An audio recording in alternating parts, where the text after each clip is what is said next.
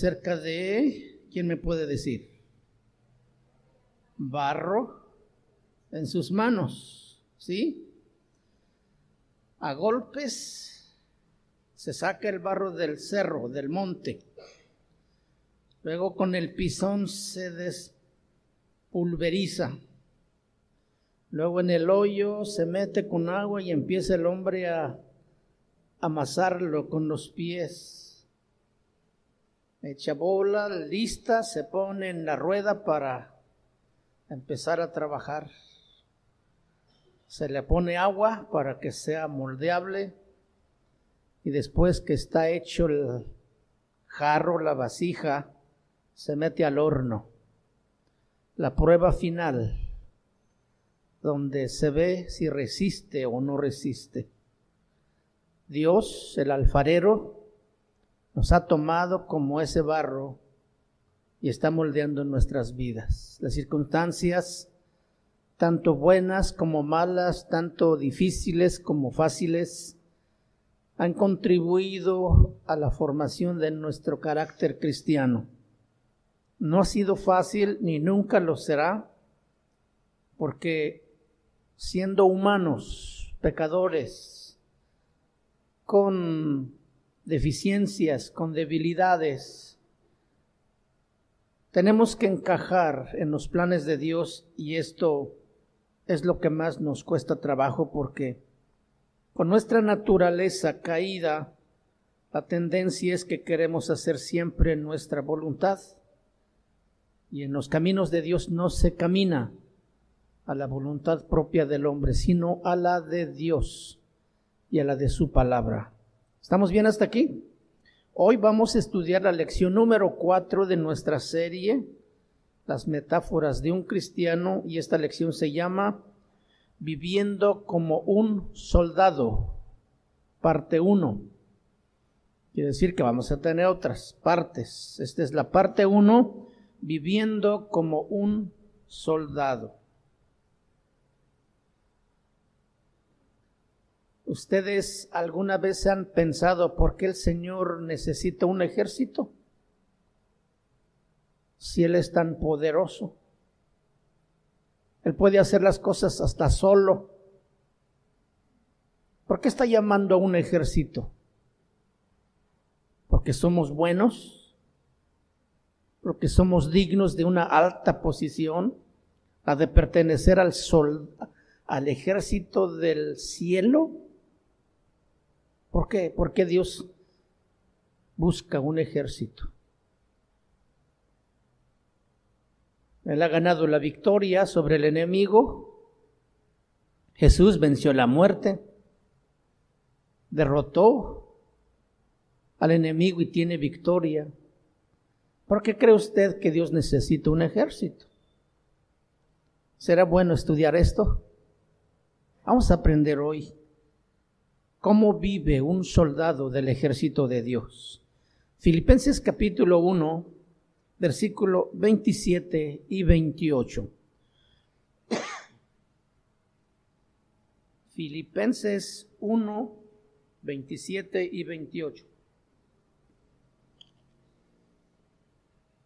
La palabra de Dios dice: solamente que os comportéis como es digno del evangelio de Cristo, para que o sea que vaya a veros o que esté ausente, oiga de vosotros que estáis firmes en un mismo espíritu, combatiendo unánimes por la fe del evangelio, y en nada intimidados por los que se oponen, que para ellos ciertamente es indicio de perdición, mas para vosotros de salvación, y esto de Jehová.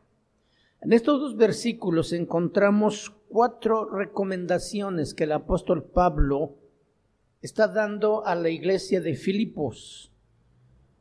Y parece aquí como que el apóstol Pablo, en ese anhelo de volver a ver a esa iglesia, a los hermanos, el anhelo era verlos que estuvieran caminando en el evangelio. Y les escribe esta carta recomendándoles lo que él estaba esperando de ellos. Recordemos que él está preso en Roma. Y dentro de estos versículos encontramos recomendaciones de guerra. Como que el apóstol Pablo se está dirigiendo a un grupo de soldados llamado filipenses, llamado Casa de Oración Manzanillo, también podría. ¿Sí? ¿Te consideras un soldado del ejército de Dios en Manzanillo? Tantos que hay en el mundo. Pues precisamente eso somos. Y por eso la palabra hoy nos habla a través del apóstol Pablo de 4 recomendaciones. La primera, versículo 27 dice, solamente que os comportéis como es digno. Esta es la primera recomendación, que nos comportemos como es digno del Evangelio. Número 2, luego dice, para que sea que vaya a veros o que esté ausente, oiga de vosotros, número 2, que estáis firmes en un mismo espíritu. La segunda recomendación del apóstol Pablo es que estemos firmes en el mismo espíritu. Dice combatiendo. Número 3, combatiendo unánimes por la fe del Evangelio. Y número 4, en nada intimidados, nada acobardados, valientes. Estas recomendaciones que el apóstol Pablo está dando son a un ejército en el que, en este caso, el apóstol Pablo es un general. En diferentes partes del Nuevo Testamento, el apóstol, a manera de metáfora o de analogía, usa algo que tiene que ver con un ejército, algo que tiene que ver con una guerra también. Posiblemente el apóstol Pablo, siendo ciudadano romano, podría haber sido un soldado, aunque no hay nada que confirme esto. Pero cuando él habla y da recomendaciones como en este caso, él está dando algo que él tiene noción de lo que es una guerra y de lo que es ser un soldado. Recordemos que cuando el Evangelio empieza a crecer en aquellos tiempos, se levantó una gran persecución que precisamente era dirigido por un joven llamado Saulo de Tarso. Recordemos cuando él está en camino a Damasco, cómo Dios se le aparece con una luz resplandeciente que lo derriba de su caballo, y allí él es transformado. Entonces, haciendo esta tarea, dirigiendo un grupo de gente también que iban a perseguir a los hermanos, pareciera entonces que él conocía de tácticas de guerra. Cuando el apóstol Pablo trata de explicar cómo es la iglesia, no la comparaba con un paseo, no la comparaba tampoco como un club social o como un circo romano. Pablo visualizó a la iglesia como un ejército. No sé si esto cabe en nuestra mente. Cuando estamos integrados en una iglesia, somos precisamente ese ejército de Dios.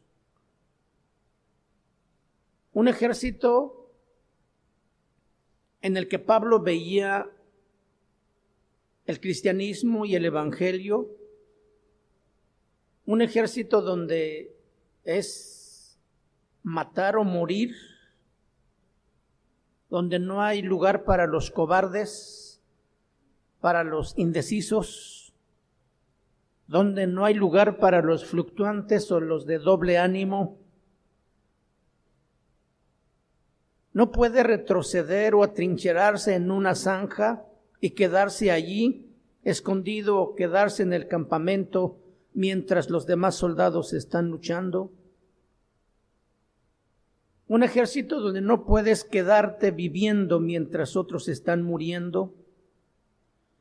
Por eso Pablo comparaba al cristianismo no como una guerra, donde se pelea, donde se lucha a muerte. Y creo que la visión o nuestra visión del cristianismo está muy lejos de verse como Pablo lo veía. Para muchos, pertenecer a la iglesia es ser parte de un grupo de hermanos, donde se viene a cantar, donde se viene a escuchar la Biblia y donde de alguna manera trata de involucrarse en el servicio, pero no tiene una noción completa y clara de que realmente es un ejército. Usted sabe que en un ejército se necesita disciplina, que se necesita mucha responsabilidad, que se necesitan muchas cosas para que pueda ser efectivo, un soldado efectivo de ese ejército. Para conocer mejor esto, nosotros necesitamos saber de dónde o en dónde se origina la guerra en la que estamos metidos todos. Ahora quiero preguntarle, ¿usted sí sabe que está metido en una guerra? ¿Sí? ¿Usted sabe contra quién lucha o contra qué lucha? Vamos a ir aprendiendo poco a poco en estas clases. ¿Quién es el enemigo? ¿Cómo hay que pelear con él? ¿Qué armas tenemos? Pero para empezar entendiendo esto necesitamos saber de dónde o en dónde se origina. Y la guerra se origina en el cielo, con un ángel llamado querubín, que era un protector, lucero, alguien que tiene luz propia. Usted lo puede estudiar en Ezequiel capítulo 28. Él estaba encargado de llevar la adoración a Dios. Era perfecto en belleza hasta que se halló maldad en él. Él quería compartir la adoración con Dios. No quería robarle toda la adoración a Dios. Solo quería tener parte en esa misma adoración. Él quería recibir adoración como Dios. Quería ser semejante al Altísimo. No quería ser igual a Él, a la misma altura. Él quería tener los mismos privilegios. Quería recibir la adoración igual que Dios. Y esto ocasionó que se desata una guerra en el cielo y este querubín es expulsado del cielo y arrastró a la tercera parte de los ángeles en su rebelión. Leyendo el libro de Génesis más adelante encontramos que Dios formó al hombre y lo puso en el huerto y le dio ciertos privilegios que los ángeles no tenían. Y esto despertó gran rencor del enemigo contra la creación de Dios, contra Adán y Eva. Entonces hace al hombre a caer en desobediencia contra Dios, causando muerte natural y muerte espiritual también, que se transmite a todas las generaciones del mundo. Ahora, cuando un niño nace tan hermoso y tan tierno, realmente también está empezando a morir, paso a paso.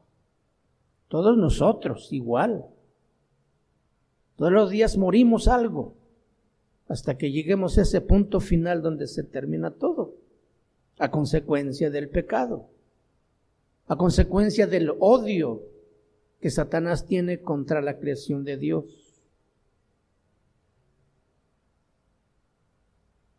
Romanos 8, 19 al 22.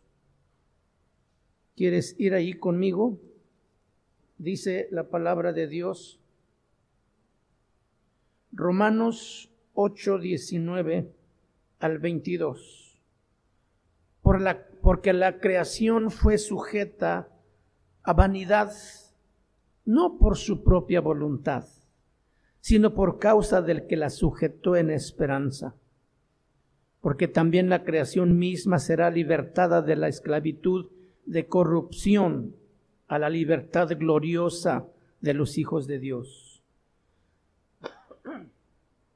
Porque sabemos que toda la creación gime a una, y aún está con dolores de parto hasta ahora. Y no solo ella, sino que también nosotros mismos que tenemos las primicias del Espíritu. Nosotros también gemimos dentro de nosotros mismos, esperando la adopción, la redención de nuestros cuerpos. Esperando la adopción de nuestros cuerpos. La condición del hombre no hubiera sido tal como está hoy si el pecado no hubiera entrado en la tierra. Pareciera entonces que con toda esta situación, Lucifer, el enemigo, ganó la batalla, porque la humanidad y la creación misma quedaron sujetas a corrupción y muerte. Y todo esto se origina precisamente a causa de esa desobediencia y a la sentencia misma que Jesús o Dios hace al hombre en el huerto. Génesis capítulo 3, versículo 15 dice: y pondré enemistad entre ti y la mujer, y entre tu simiente y la simiente suya. Esta te herirá en la cabeza y tú le herirás en el calcañar. La palabra enemistad quiere decir ser enemigos, hostilidad entre dos partes.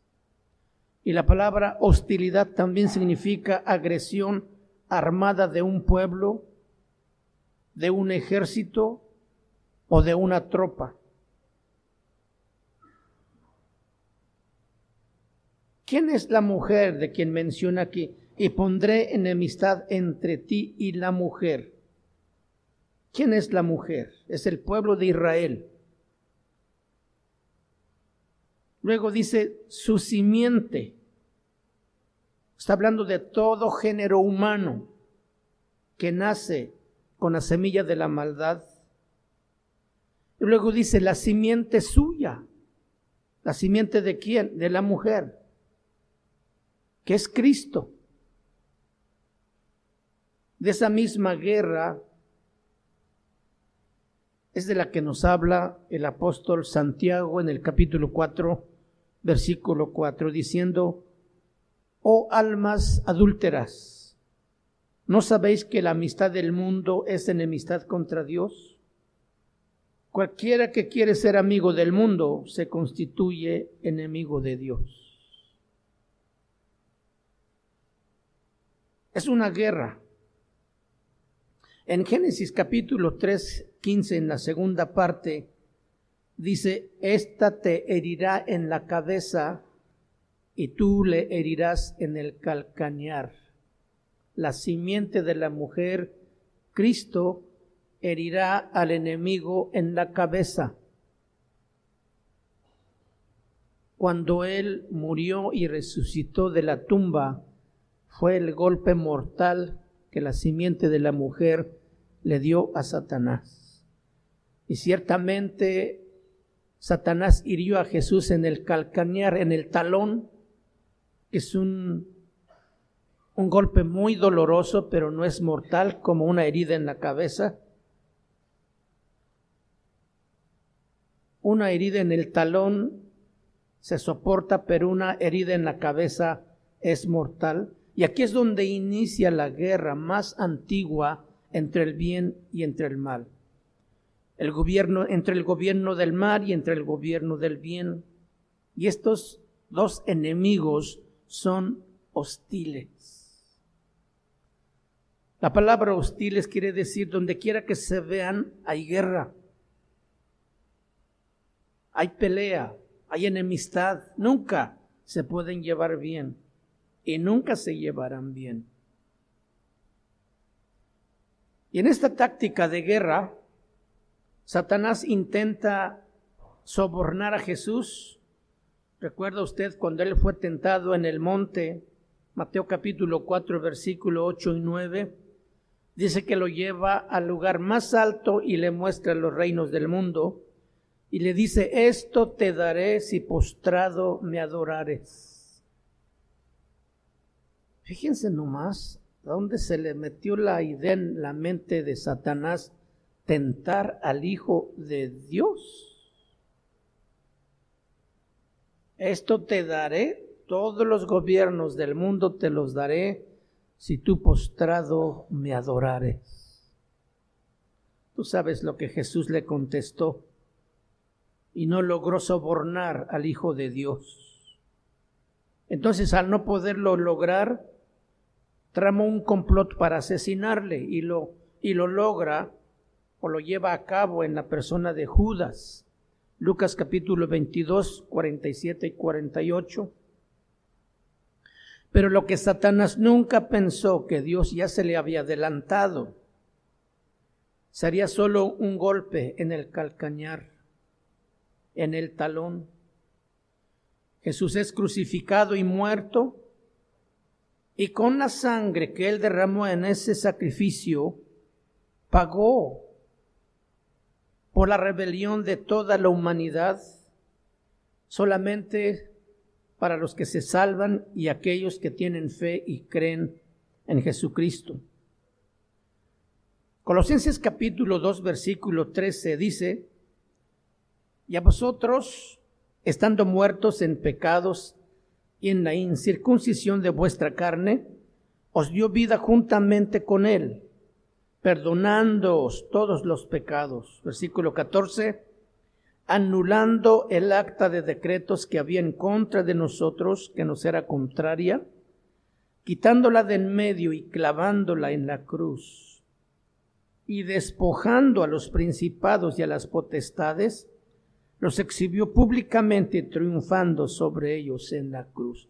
Aquí encontramos cómo en esta guerra tan terrible y tan grande también, porque se trata de todas las almas del mundo, Jesús tiene una gran victoria. Estando nosotros muertos en pecado y en la incircuncisión de nuestra carne, nos dio vida juntamente con él. Cuando él resucitó, nos dio vida juntamente con él, perdonando todos nuestros pecados, dice el versículo, y anulando el acta de formal prisión que teníamos y que nos sentenciaba a muerte, quitándola de en medio, clavándola en la cruz, y despojando a los principados y a las potestades, los exhibió públicamente, triunfando sobre ellos en la cruz. Entonces el plan que tenía el enemigo le salió mal, no le calculó bien, porque a través de este sacrificio, ese acta de decretos que estaba y pesaba en contra de nosotros y del que no podíamos escapar, porque ahí estaba como esa letra que nos obligaba a pagar toda esa deuda, entonces, como un acto de formal prisión, teníamos que sufrir. Todos nosotros teníamos esta acta en el reino de las tinieblas y no había posibilidad alguna de salir libres. Estábamos condenados a recibir el castigo, la sentencia. Y aquí es donde Cristo Jesús aparece con su sacrificio y derrota a aquel enemigo. No solamente nos rescata, sino que derrota al enemigo y anula nuestra acta de formal prisión que nos hacía culpables, y la clavó en la cruz. Cuando dice que la clavó en la cruz, no significa que esto se borró o que se esfumó. Nuestra deuda pasó a otro. ¿En quién? En Jesús. Allí en la cruz clavado él, tomó nuestra deuda y allí él con su muerte pagó esa deuda que teníamos. Leyendo los evangelios encontramos cómo la vida de Jesús fue una continua lucha, pero que al final Él venció. En esa misma guerra ahora el Señor nos anima y nos dice en San Juan 16:33, estas cosas os he hablado para que en mí tengáis paz. En el mundo tendréis aflicción, pero confiad en mí, yo he vencido al mundo. Cuando Jesús está diciendo estas palabras, Él todavía no había muerto. Él todavía no había resucitado. ¿Por qué Él está diciendo, pero confiad en mí, yo he vencido al mundo? Él está dando por hecho que la victoria ya fue ganada. Él todavía no moría en manos del pueblo y de los gobernantes de aquel tiempo. Pero Él dijo, confíen en mí, yo he vencido al mundo. Ustedes van a tener aflicciones, pero confíen en mí. Lo que quiere decir entonces que para nosotros también la victoria es segura. Y esto es lo que muchas veces se nos olvida. Y más cuando tenemos pruebas muy difíciles o cuando estamos pasando por alguna aflicción, tribulación, y que sentimos que no podemos soportar y que a veces dudamos o nos tambaleamos en la fe, debemos recordar constantemente que Cristo ya ganó la victoria por nosotros y que esa situación que nos está afligiendo no será mayor que la aflicción que Cristo sufrió por nuestros pecados. Entonces, renovando y reafirmando esta verdad que Jesús dice, pero confíen en mí, yo he vencido al mundo, nos debe dar la fortaleza para soportar y para tener la victoria en Cristo Jesús. Cristo nos ha asegurado una victoria en nuestra vida con su victoria. Luego dice, los exhibió públicamente, o sea, le fue quitado al enemigo el disfraz en esa derrota. Fue descubierta su artimaña ante toda la creación. Los exhibió públicamente. En las luchas antiguas, el vencedor, una vez derrotado al enemigo, le quitaba la máscara para exhibirlo como realmente era, un enemigo derrotado. Y eso es lo que es el diablo. Cuando Cristo venció, Él lo desenmascaró para que todo mundo, y principalmente los cristianos, sepan que es un enemigo derrotado. ¿Tenemos la victoria segura, sí o no? Sí. Algo que se persigue en una guerra es anticiparse al enemigo. Quien puede conocer las tácticas que el enemigo está siguiendo en la guerra, puede anticiparse y ganar la batalla. Porque sabe cómo pretende él atacar o por dónde quiere venir. El enemigo que se adelanta puede asegurar la victoria. ¿Se acuerdan de David cuando enfrenta al Goliat? Una vez que ambos se dicen palabras, dice que Goliat se encaminó a la línea de batalla. Las batallas de aquellos tiempos no eran como las de ahora, era cuerpo a cuerpo. Entonces Goliat se acerca o se levanta para acercarse a la línea de combate, pero dice que David se dio prisa, David se adelantó. El enemigo nunca puede tomarnos de sorpresa, porque nosotros sabemos sus tácticas ahora, sabemos cómo trabaja. ¿Recuerdan ustedes la serie de la tentación? Sería bueno que lo volviera a escuchar, porque ahí nos dice toda la táctica del enemigo para tentarnos y para destruirnos. David se le adelantó a Goliat. Tú sabes que usar una onda no puedes, donde está la cámara ahorita, atinarle porque está muy cerca, muy corta la distancia. Pero calculando David a cierta distancia donde él podía lanzar con toda la fuerza esa piedra, sabía que seguramente iba a tocar en la parte más frágil y vulnerable del gigante.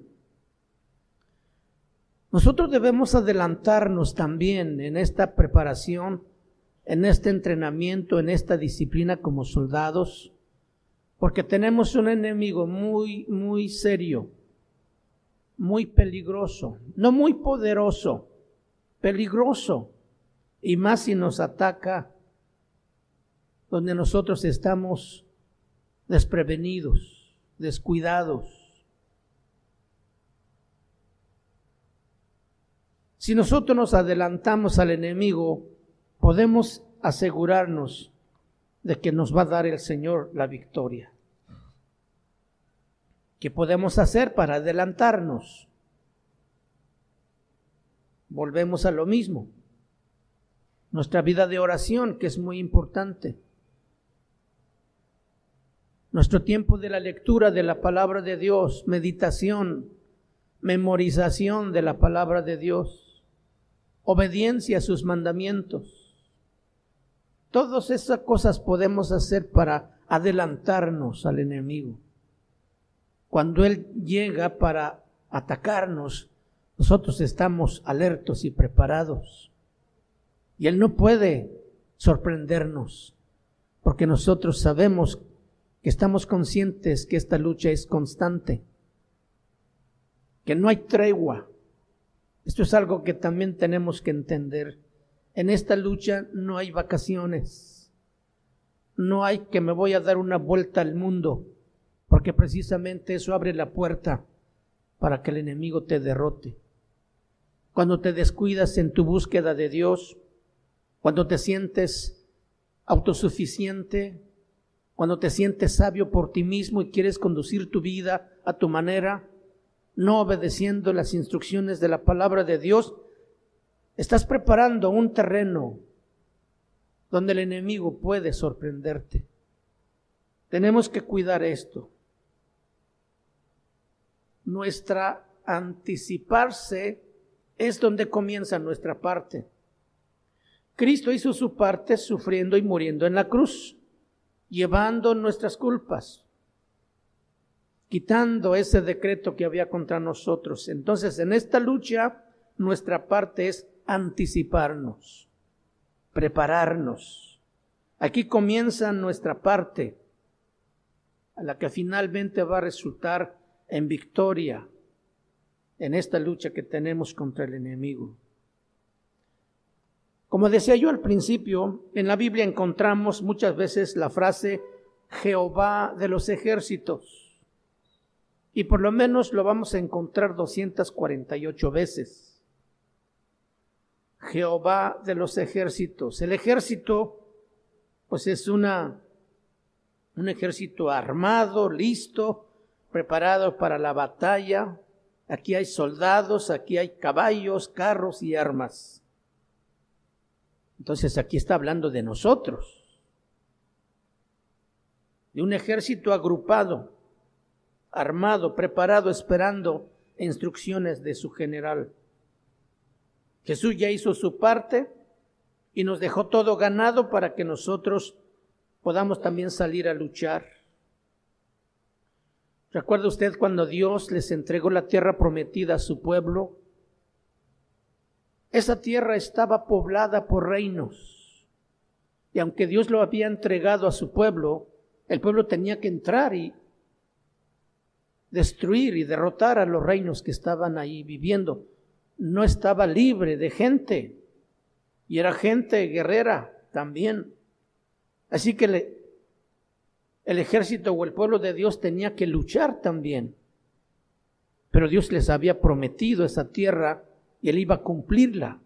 Entonces cada lucha que enfrentaron y cada reino que derrotaron era por la mano de Dios. Ellos creyeron de todo corazón y obedecieron a entrar allí y derrotar y despojar esos reinos de sus tierras que ya Dios les había entregado. La tarea más grande que nosotros tenemos en esta guerra, hermanos, es ir por toda la tierra a predicar el evangelio. ¿Para qué? Para reclutar gente a este ejército. A reclutar soldados para este ejército. En esta lucha lo que nos debe alentar es la victoria que ya Dios ha ganado. Esta victoria que no depende de nosotros, sino de ese general en jefe que dirige los ejércitos de Dios. Si tú tuvieras que escoger en ser parte del ejército de Hernán Cortés o de Napoleón, ¿cuál escogerías? Si tú escoges el de Hernán Cortés, estarías llorando ahí en el árbol de la noche triste. ¿Conoces la historia? Eso es lo que pasaría. A Napoleón se le ha considerado como el más grande estratega militar. Esto nos lleva a entender que la efectividad de un ejército depende del general que lo dirige. ¿Y quién es nuestro general? Entonces, ¿tenemos asegurada la victoria? ¿Sí o no? ¿Ya le has entrado a esta lucha, a esta guerra? ¿O estás allí mirando cómo los otros hermanos se están despedazando, luchando y tú entre sí y no, entre titubeando, entre que te animas y que no te animas y que lo piensas y no lo piensas? ¿Qué estamos haciendo? Segunda de Crónicas, capítulo 32, quiero que vayamos ahí. Segunda de Crónicas, capítulo 32, versículo 7 y versículo 8.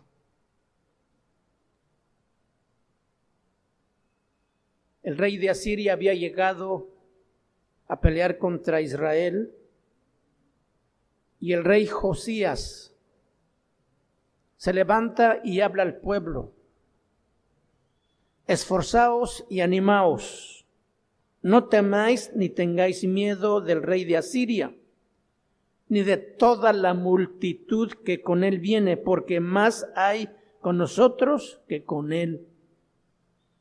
Con él está el brazo de carne, mas con nosotros está Jehová nuestro Dios. ¿Tú sabes quién está contigo? Jehová de los ejércitos está contigo. Con ellos está el brazo de carne y son en multitud contra quienes peleamos. Pero con nosotros está nuestro Dios para ayudarnos y pelear nuestras batallas.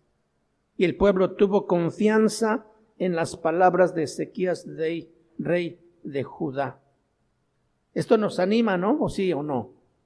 Nos anima, porque Jehová pelea nuestras batallas. ¿Se acuerdan de otro hombre llamado Gedeón? Que logró juntar 32,000 soldados para pelear contra la coalición de 3 reinos que se unieron contra ellos, los madianitas, los amalecitas y los hijos del oriente, que en el valle cubrían como langostas la tierra,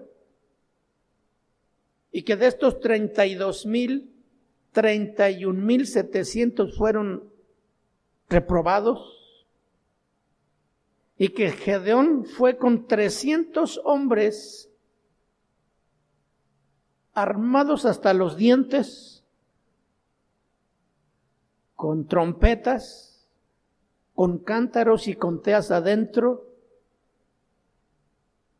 Imagínate la guerra que se iba a desatar allí. Aquellos 3 reinos eran expertos en guerras. Y aquí está Gedeón con un puñito de 300 hombres, pero muy valientes. Si algo caracterizó a estos 300 hombres, que eran muy valientes, eran muy obedientes y estaban decididos a todo. Y así es como debe ser el ejército de Dios. Así es como debemos ser los soldados del ejército de Dios.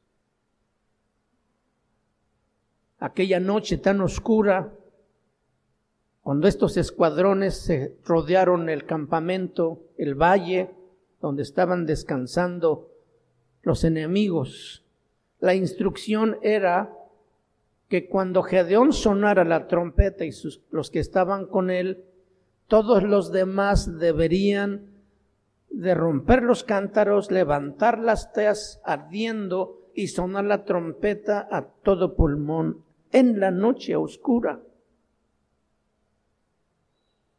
El reino de las tinieblas está llena de oscuridad. Y allí es primero donde debe brillar la luz de Cristo a través de sus soldados. Y luego era sonar las trompetas. El pueblo de Dios y el ejército de Dios debe anunciar el mensaje de salvación. En el caso de Josías, cuando Siria llegó a sitiarlos o a quererlos derrotar, dice que cuando ellos tuvieron valor y le creyeron a su líder, Dios envió un ángel y con una espada mató a todos esos enemigos.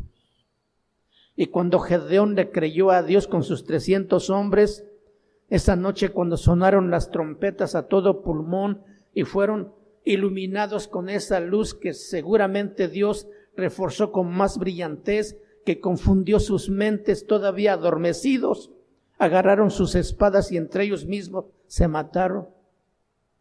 Y así Dios dio la victoria a Gedeón. ¿Por qué? Porque era un soldado valiente, firme. Y él dijo, cuando suenen las trompetas, no dejen de sonar. Y muchos cristianos han dejado de sonar sus trompetas anunciando el evangelio. Y muchos ni siquiera lo han tomado, y mucho menos las han sonado. Y esto es lo triste, porque siendo soldados del ejército de Dios, no hemos obedecido las instrucciones de Dios para la guerra. Y por eso somos derrotados con pena, con miedo, con temor, con el temor al rechazo, al qué dirán, y no nos atrevemos a hablar de Cristo. El ejército de Gedeón fue obediente y ninguno dejó de tocar la trompeta. Seguramente veían muertos caer por todos lados. Ellos el mandato que tenían era que no dejaran de sonar la trompeta y que no se movieran de sus lugares. Es la misma instrucción para los soldados del ejército de Dios en estos tiempos. Tenemos un enemigo grande y poderoso, pero ganando Dios ya nuestra victoria y nuestras luchas, solamente tenemos que pararnos firmes y no dejar de sonar el mensaje del evangelio a toda persona, a no dejarnos vencer por la pena o la vergüenza, sino que lo anunciemos con devoción, con denuedo, con valor. ¿Qué importa el rechazo? ¿Qué importa el señalamiento, la crítica o lo que puedan decir? Si este evangelio nos ha salvado, si este evangelio nos ha librado de esa destrucción definitiva que había contra nosotros, debemos anunciarlo para que también otros sepan que hay una salida. Este es el llamado de Dios para la iglesia, para su ejército.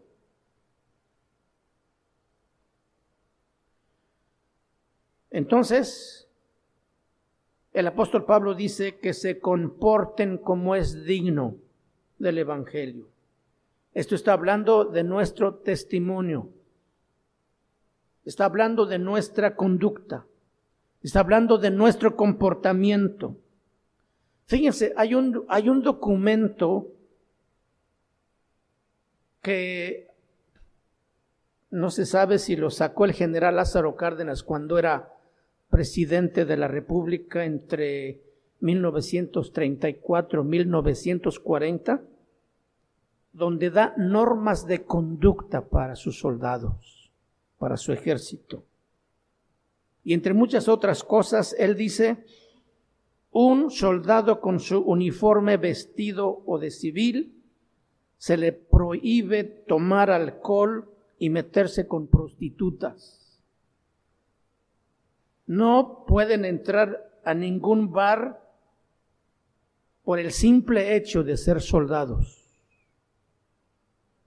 También dice, un soldado debe respetar su posición dentro y fuera de su institución, o sea, dentro y fuera de su cuartel.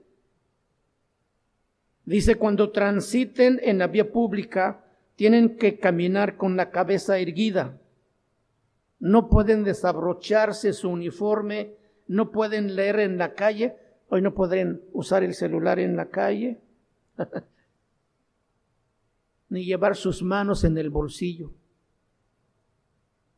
Jamás producirán escándalo, ya sea en voz alta para llamar la atención, o diciendo palabras obscenas o insolentes, o cometiendo actos que puedan provocar desprecio.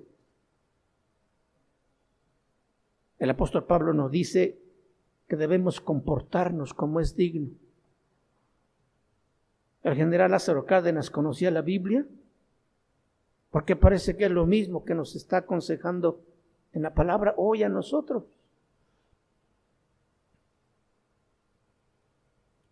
Un buen comportamiento dentro y fuera de la iglesia.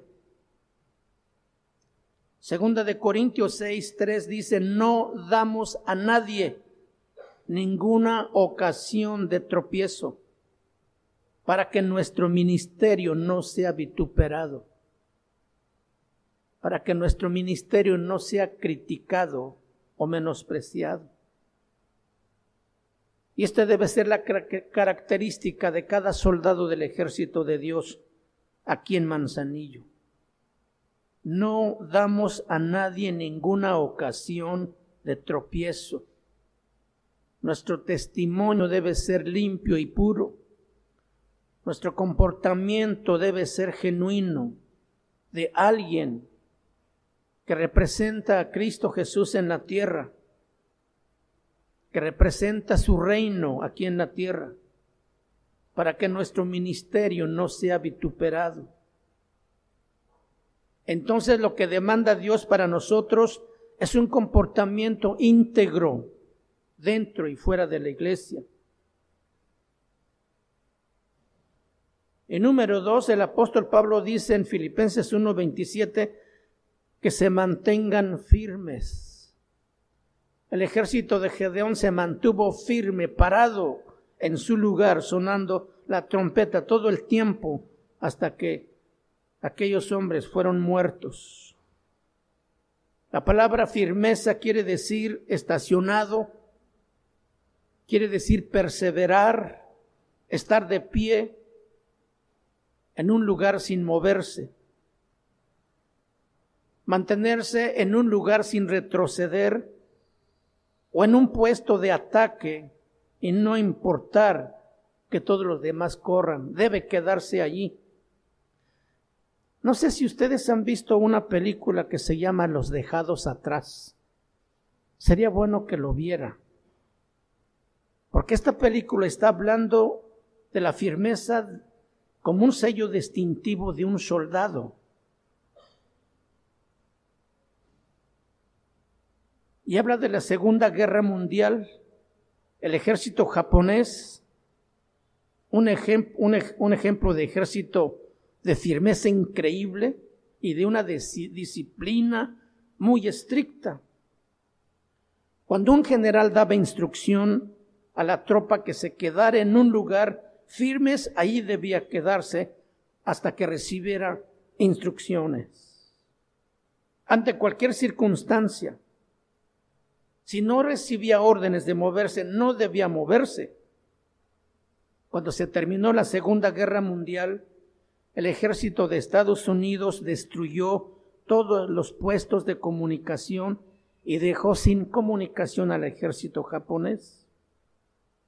A este grupo de soldados, los dejados atrás, les dio orden el jefe de quedarse y defender ese territorio asignado.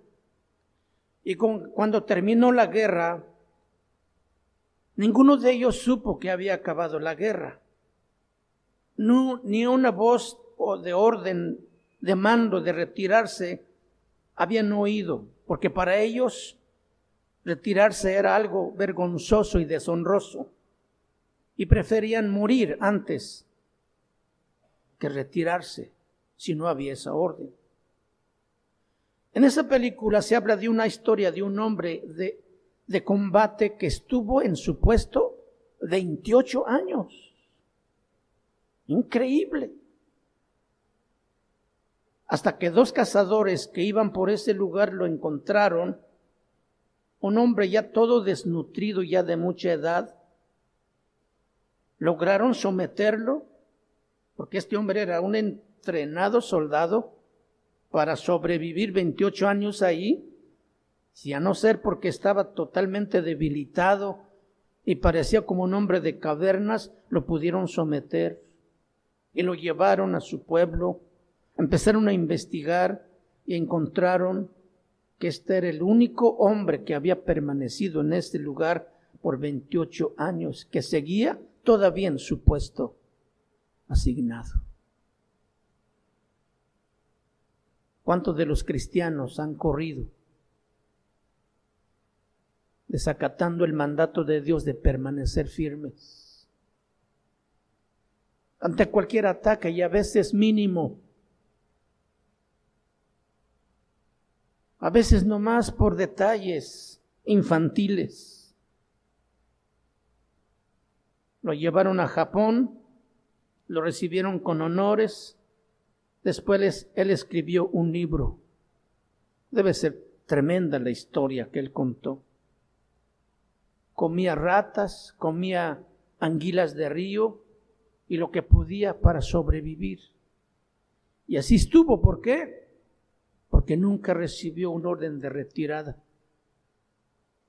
Y Dios nos ha dado un puesto, un lugar a nosotros para cuidar. Nos ha dado un territorio. Nos ha entregado una porción de tierra que cuidar. ¿Qué es nuestro propio corazón? ¿Qué es nuestra familia? ¿Qué es nuestra iglesia? ¿Qué es nuestra área de trabajo? Nuestra área de instrucción, que no debemos descuidar, que no debemos abandonar.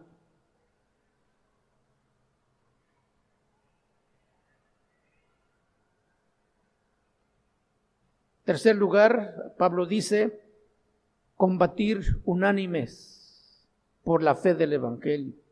Filipenses 1:17. Combatir unánimes por la fe del Evangelio. Entonces Pablo ha hablado de buen testimonio, de que permanezcamos firmes, y ahora está diciéndonos que debemos luchar unánimes. Todo esto espera Dios de nosotros como soldados. Napoleón Bonaparte tenía una frase y decía: la actitud perezosa de un ejército es el camino más seguro para su derrota. La actitud perezosa de muchos cristianos es el camino más seguro para su derrota. Esto está muy serio, pero es la verdad. El apóstol Pablo expresa en esta escritura lo que él esperaba de los hermanos de Filipos, como un padre espiritual que siempre desea que sus hijos avancen, que estén firmes, que luchen, que no tengan miedo. Está diciéndoles como un general dando instrucciones a su ejército, que estuvieran dando buen testimonio, que estuvieran parados firmes en la fe y que estuvieran luchando juntos, unánimes, unidos por el Evangelio. No quería encontrarlos durmiendo, paseándose o simplemente pasivos. Quería encontrarlos luchando, peleando por el Evangelio, luchando contra el pecado. Es el mandato que tenemos todos nosotros también. Segunda de Corintios capítulo 10 versículo 3 al 5 dice, pues aunque andamos en la carne, no militamos según la carne, porque las armas de nuestra milicia no son carnales, sino poderosas en Dios para la destrucción de fortalezas. Versículo 5, derribando argumentos y toda altivez que se levanta en contra del conocimiento de Dios, llevando cautivo todo pensamiento a la obediencia a Cristo.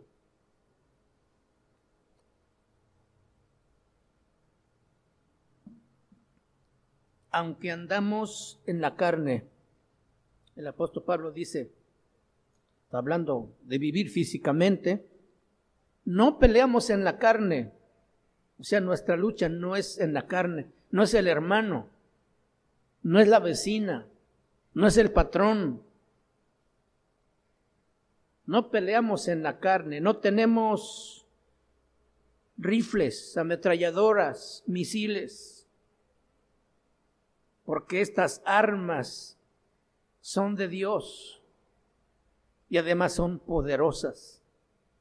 No son poderosas en sí mismas, sino son poderosas en Dios. Para destruir fortalezas, para derribar argumentos y toda altivez. Analizando este versículo, entonces encontramos que la batalla está ¿en dónde? En la mente. Derribando argumentos. ¿Dónde están los argumentos? En la mente. Ahí es la guerra espiritual. No es contra los demonios. Esos están derrotados. Nosotros les hemos dado poder por ignorancia, porque no leemos las Escrituras. Y qué triste es que cristianos estén haciendo guerra espiritual en otro lado y no donde deben realmente estar luchando. Argumentos, habla de razonamientos en la mente, formas de pensar, formas de ver las cosas. Y todo altivez de pensamiento dice un razonamiento, un pensamiento que está por encima de Cristo o por encima del Evangelio. Esta es nuestra más grande lucha, hermanos. Entonces, no son demonios. Ellos están vencidos.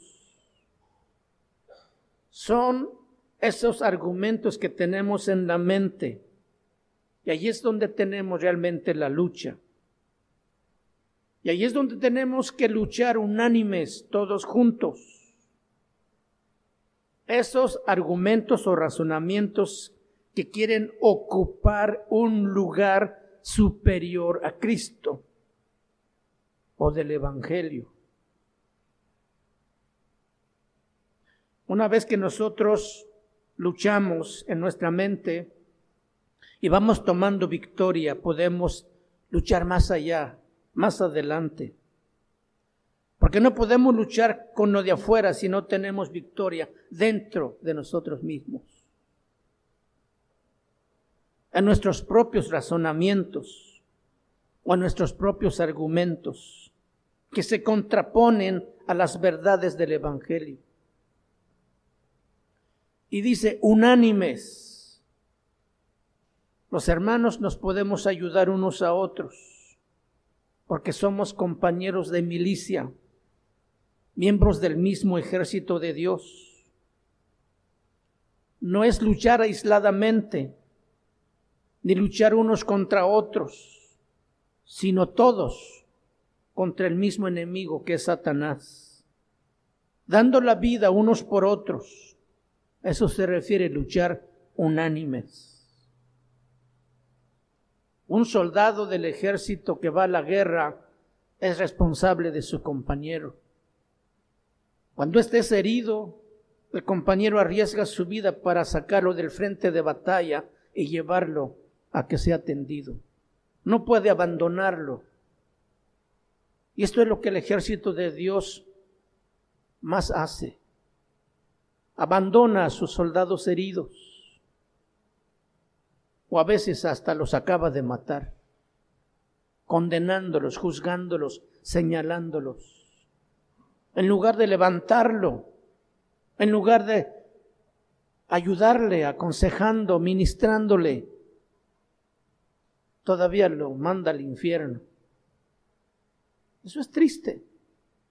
Ese no es luchar unánimes en la fe. Es ver al herido e ignorar su situación y conformarse diciendo, pues con que yo estoy bien, allá problema de él. Ese no es el ejército de Dios. Y muchos soldados han caído en ese error de ver solamente por ellos mismos. Unánimes, luchando por la fe. Cuando empecemos a trabajar y a caminar con esta actitud, estaremos dando en primer lugar buen testimonio, estaremos firmes en la fe, estaremos combatiendo unánimes y valoramos lo que cada uno es en su parte, en su lugar, y entonces volaremos como las águilas. Caminaremos como una verdadera iglesia unida, combatiendo unánimes. Y por último, el apóstol Pablo dice en el versículo 28 del capítulo 1 de Filipenses, dice, y en nada intimidados, por los que se oponen, porque para ellos ciertamente es indicio de perdición, mas para nosotros salvación, y esto es de Dios. Cristianos valientes, soldados valientes que no se intimidan, que no retroceden. La oposición es uno de nuestros enemigos que enfrentamos inmediatamente cuando nacemos de nuevo. La familia, los amigos, los compañeros, el jefe. Y para soportar esta oposición tenemos que tener valor. En este ejército de Dios, como dijimos, no hay lugar para cobardes. Y el evangelio es un reto solamente para los valientes. ¿Cuántos dicen amén? En nada siendo intimidados. No tengan miedo. No nos dejemos apachurar por el temor. ¿Cuántas cosas están sucediendo en el mundo? Nosotros estamos enterados que esto así es. Y así va a ser, y que va a ser peor. No esperamos un mundo mejor. Mientras el mundo no se vuelva a Dios, el mundo va empeorando. Mientras tú y yo no vayamos a llevar el evangelio, que puede cambiar a los hombres sus corazones, no va a pasar nada y la cosa va a estar peor. Pero no podemos tampoco encerrarnos, como en la Primera Guerra Mundial. Ellos hacían trincheras, o sea, zanjas, donde se metían los soldados y nomás asomaban la cabeza y el rifle para disparar, pues así nadie mataba a nadie. Y por el miedo, algunos empezaron a hacer hoyos individuales para esconderse. El ejército enemigo empezó a idear e inventó esas bombas que se avientan, ¿cómo se llaman? Granadas, y ahora les sale el soldado en pedazos. Y hay muchos cristianos que salen en pedazos, porque están allí emposados, atrincherados, con miedo, con temor.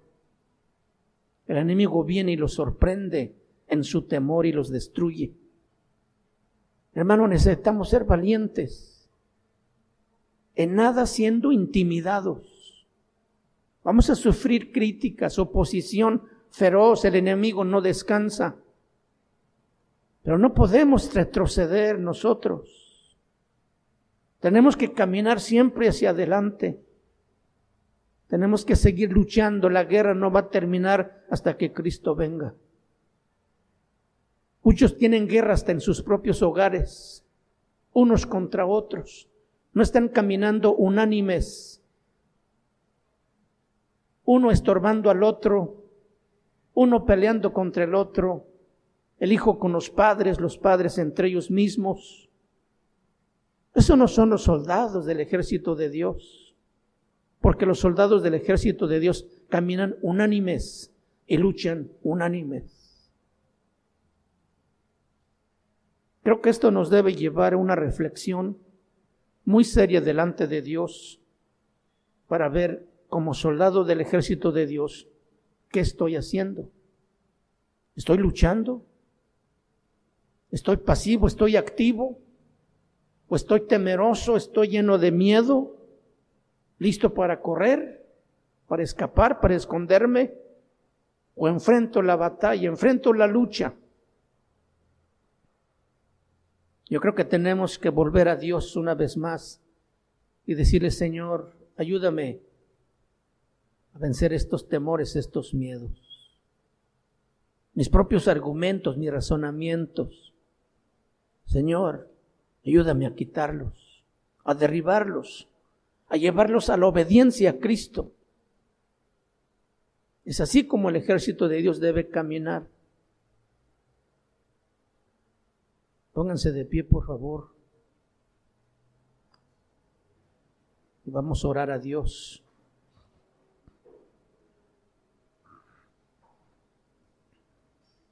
Padre, en el nombre de Jesús,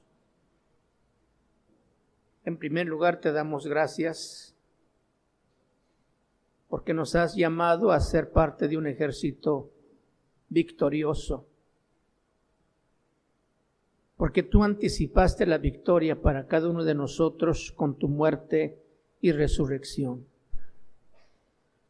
Gracias porque nos has llamado no a una guerra en el que la vida sea incierta o en el que el fracaso sea el premio, sino la victoria que tú ganaste en la cruz, Señor. Y gracias por mirarnos a nosotros. Gracias por escogernos. Gracias por llamarnos. Queremos, a la luz de tu presencia, ser examinados hoy para que en verdad nos demos cuenta si estoy cumpliendo con estas recomendaciones que tu siervo Pablo hizo a los hermanos de Filipos en aquel tiempo y que hoy también nos hace a nosotros. Ayúdanos, Padre, a vivir con un buen testimonio, en buena conducta, en buen comportamiento, todos los días. Ayúdanos, Señor, a mantenernos firmes, aunque la tormenta, la aflicción, la lucha sea terrible. Sabemos que tú estás ahí mismo con nosotros. Ayúdanos, Padre, a combatir unánimes, juntos como equipo, como ejército, como pueblo que ha creído en ti y que te ha creído a ti, Señor. Tú has dado la palabra. En el mundo tendrán aflicción, pero confíen en mí. Yo he vencido al mundo. Y bajo esa victoria, Señor, caminamos, siempre con la seguridad de que la victoria está ganada y que ante esa situación que me aflige, yo tengo victoria en tu nombre, Señor. Ayúdame, Padre, a someter mi voluntad a ti, mis argumentos y mis razonamientos sean llevados cautivos hasta Cristo, Señor, para que ninguno de ellos gobierne mi vida, sino seas tú, Padre. También ayúdanos a ser un pueblo valiente, no solamente que se para firme, sino que no es intimidado con nada ni por nadie, Señor. Sabemos que la lucha es real y el enemigo también es real, pero sobre todo también sabemos que tú eres más real, Señor. Que tu palabra es verdadera y tus promesas son fieles. Y por eso, Padre, abrazamos esa palabra. Nos abrazamos, Señor, a tu fidelidad. Y te pedimos que nos ayudes a no flaquear, a no vivir para nosotros mismos dando un mal testimonio, a no dejar que el enemigo nos intimide, a no dejar por lado lo que tú nos has dicho, Señor. Ayúdanos para que tu nombre sea glorificado en todo lo que hagamos, Señor. Tú recibas la honra y la gloria siempre. Que nuestra vida rendida a tus pies, Padre, sea también un ejemplo para otros. Que nos podamos edificar unos a otros, Señor. Animarnos unos a otros. Pelear juntos, unánimes, por el Evangelio. Llevando tu palabra, Señor, que puede cambiar la vida de otros, para que también te conozcan, Señor. Gracias por tu palabra esta tarde. En el nombre de Cristo Jesús. Amén y amén.